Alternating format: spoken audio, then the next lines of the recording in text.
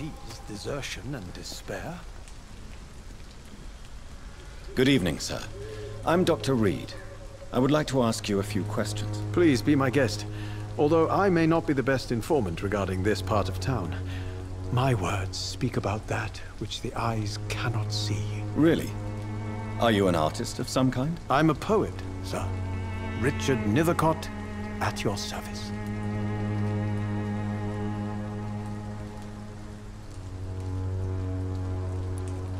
May I ask you a few questions about the district? Extraordinary part of town, is it not?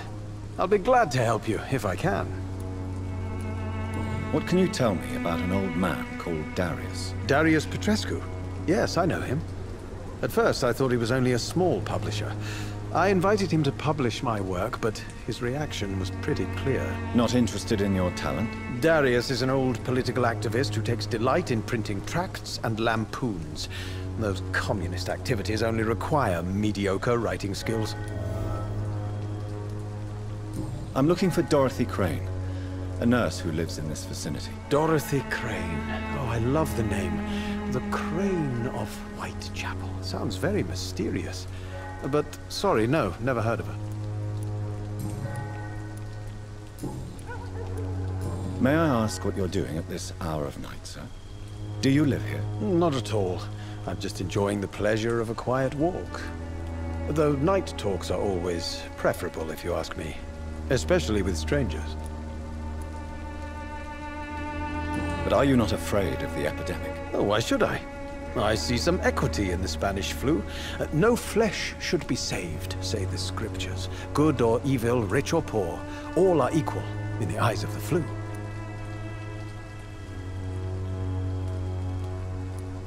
If you say so. But as a physician in a time of epidemic, I must caution you to avoid unnecessary exposure, sir. Thank you, Doctor. But we both know the seeker of truth has to go boldly where the weak dare not. Are you aware that your life could be in danger in this part of town? But this is where I must be to feel the real beat of the city. I had to come, see it for myself, alone. If some misfortune came upon you, who would be here to help you? Well, you, for a start, my dear Doctor. I understand your need for solitude, but it's not safe around here. I don't care. I don't have many friends, Doctor, and my family despises me. What are your thoughts on the terrible situation in this city? Terrible, you say? No. Of course, the death of so many innocents is a tragedy. But the scourge has not been all bad for the city. Oh, no, sir. What are you talking about? Do you remember London before the flu? Noisy, cacophonic, quiet nowhere to be found. And now, listen to this oddly peaceful silence. Yes. The enjoyable silence of the grave. You have a unique perspective on the situation, I must admit. Most people fail to understand my perspective. I don't blame them. But how could I call myself a poet if I veiled my feelings?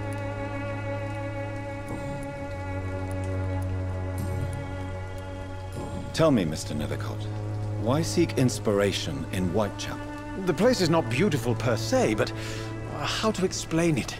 Stirring and challenging. Do you not think it a little morbid? On the contrary, sir. Whitechapel is full of life, full of beauty. Just like my dear muse, the wonderful Camellia. What can you tell me about Camellia? Not much. And that's the beauty of it. She can't speak, you know. She's a locked mystery who exhales kindness and sweetness. Perhaps you're just afraid to find out the truth about your muse. One day, perhaps, I'll ask her to come with me. But will she still be my wild flower of Whitechapel if she moves uptown? And have you ever tried to learn more about her? Where she lives? How she survives? Whom she may know? Maybe I prefer she remains an enigma. Reality can be so dull, don't you think? In what way, exactly? The struggle by gaslight, the barren smiles and the arid hunger under the rain. If you say so. Such vibrant antagonism and vivid paradox, the stripped humanity raged across each street. Vivid, of course, yes. And what about the poignant distress? Oh yes, the poignant distress. You see what I mean, don't you? That's what I want to write about, and that's what Whitechapel is made of. Did you know the Mute Florist is a member of a secret society? No, I didn't. But I thank you for this information, sir. For it only enriches the mystery surrounding the precious camellia. Are you not curious? Is there not more you wish to know? That girl has not an ounce of malice in her. Whatever she may be hiding, it's certain to be for the benefit of most, if not all. I fear you are a hopeless romantic, Mr. Nethercoat. Guilty as charged, Dr. Reed.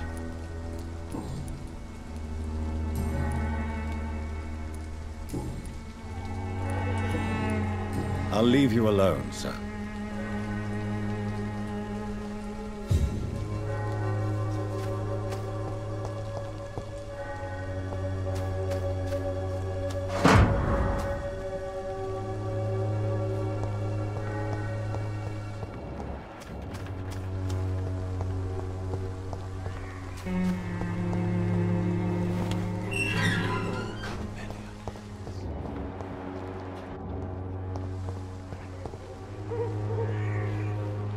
Good evening, miss. I'm Dr. Reed. I'd like to ask you a few questions. I know what you're thinking.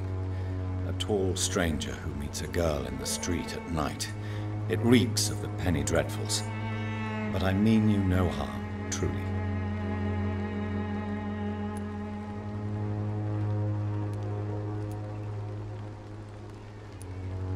I know you understand what I'm saying. Your silence has nothing to do with you being mute, does it? Tell me about Richard Nethercoat. I understand he is quite fond of you, Camellia.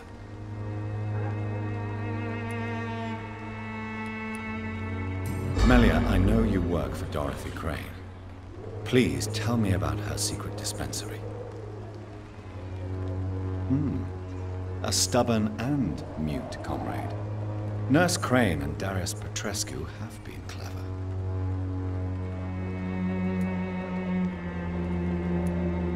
Very well. Goodbye then.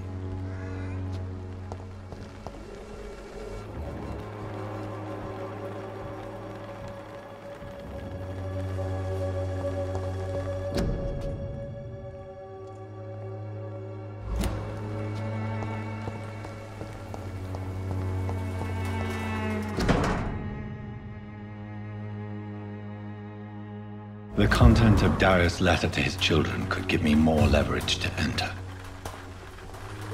Darius is a bit less of a mystery now. It should not be that difficult to incite him to let me in.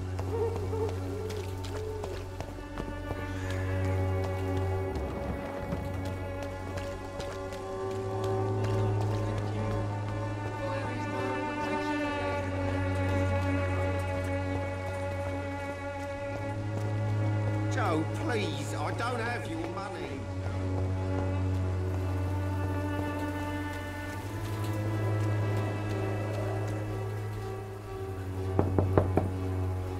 Mr. Petrescu, just 1 minute, please. You again?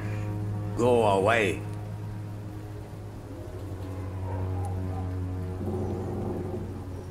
Sir, wait. Stop this nonsense. I know Nurse Crane is here. Shall we speak man to man, you and I? All right.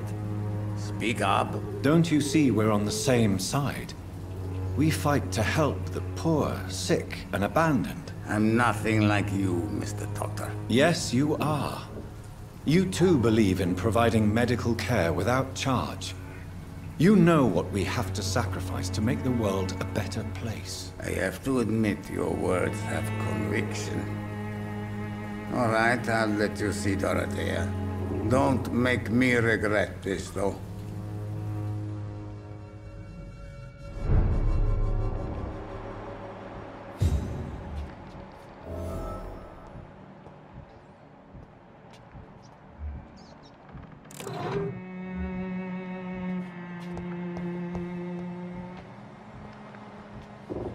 It's locked.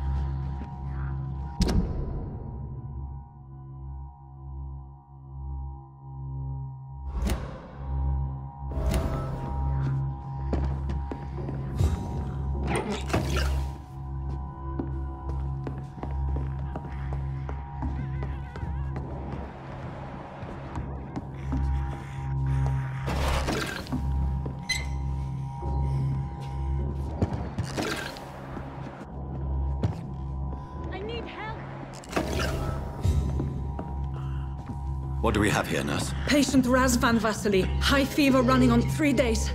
Complaints of dizziness, muscle aches, and head pain. Diagnosed with influenza. Treatment? Aspirin and salicin for the fever and discomfort. Liquids for dehydration, but he's having trouble keeping even water down. Thank you, nurse. Anything else I should know? He did lose consciousness this morning, but he's never had convulsions like these. He's not convulsing, he's choking. He's not getting any air. Scalpel! Hand me that scalpel!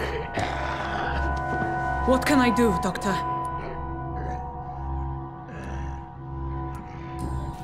It's too dangerous to operate with these convulsions. Sedative, nurse. Do we have any anesthetics? I'm sorry, Doctor. None at all.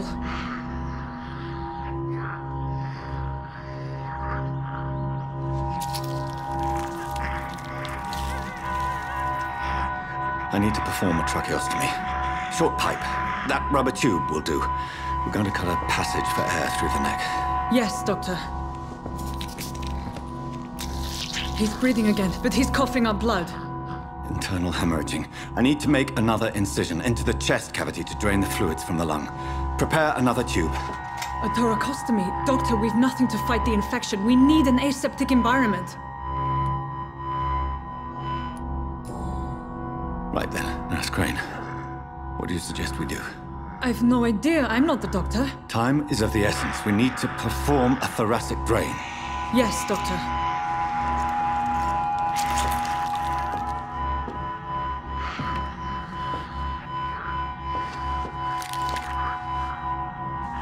He's still bleeding, Doctor. I'm losing his pulse. The drain must have punctured the intercostal artery. There's too much blood. Are you all right, Doctor? I can't see.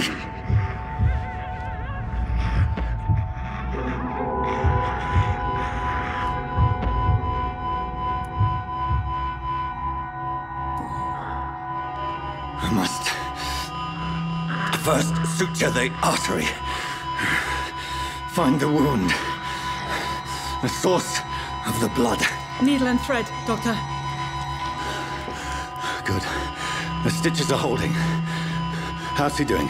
We're losing him. We've lost his pulse. He's dying, Doctor!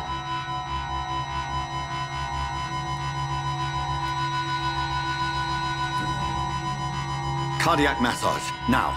Cardiac... What? Are you making this up as you go along?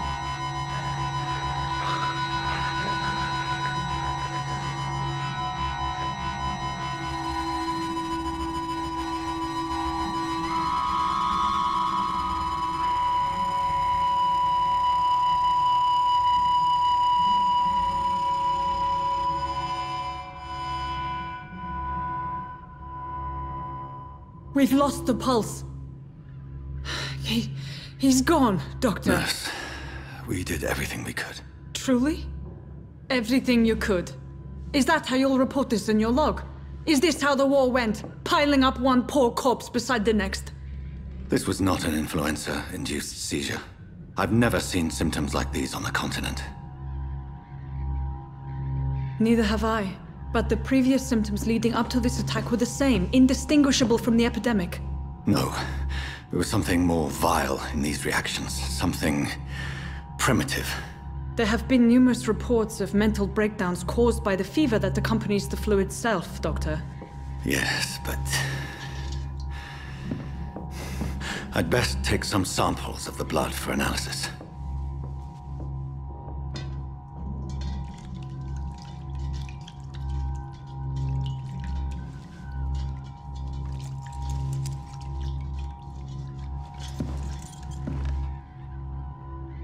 I doubt you're here to test my bedside manners.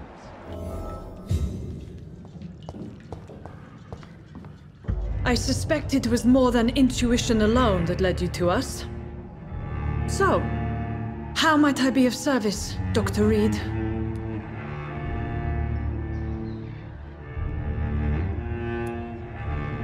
I've come to put an end to this insufferable blackmailing, Dorothy. Doctor, you think your warnings scare me? I've stolen and plied, blackmailed and lied, but what else am I to do? I'm all these people have.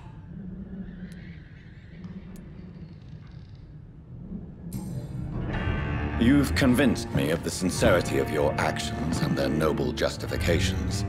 But all the same, blackmail is a crime, and it will stop, Nurse Crane. So, are you going to turn me over to the authorities?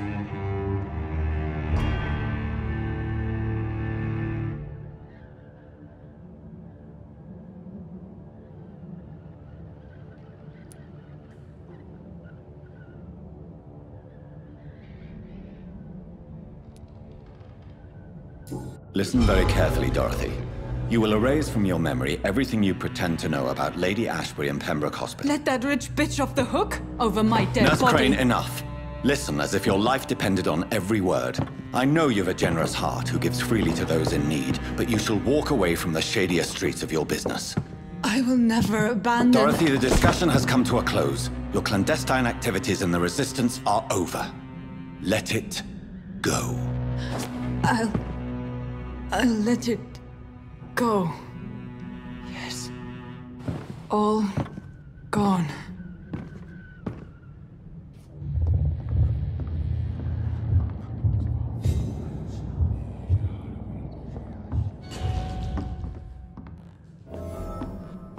It's locked, all right. It's locked.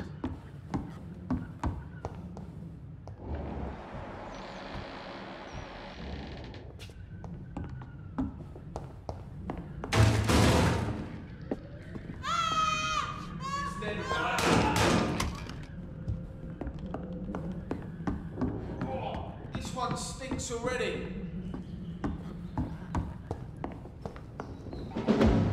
It's mine!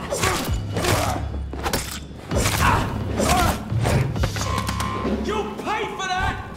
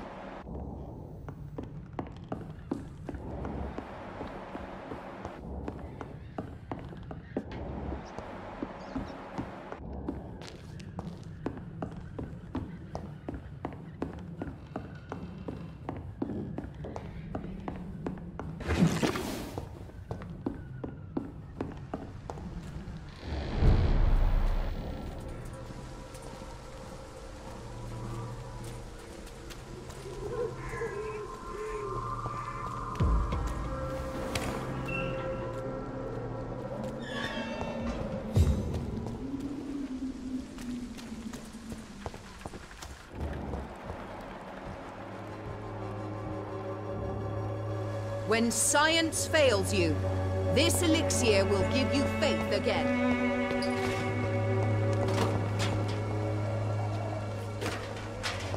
Someday you'll understand. You've wasted your life away.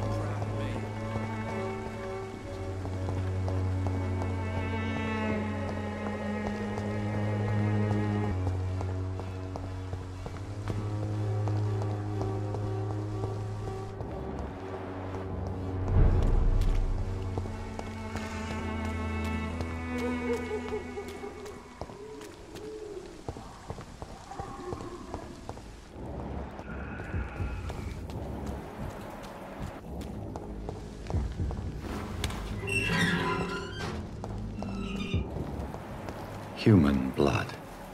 Whoever left these marks did so deliberately.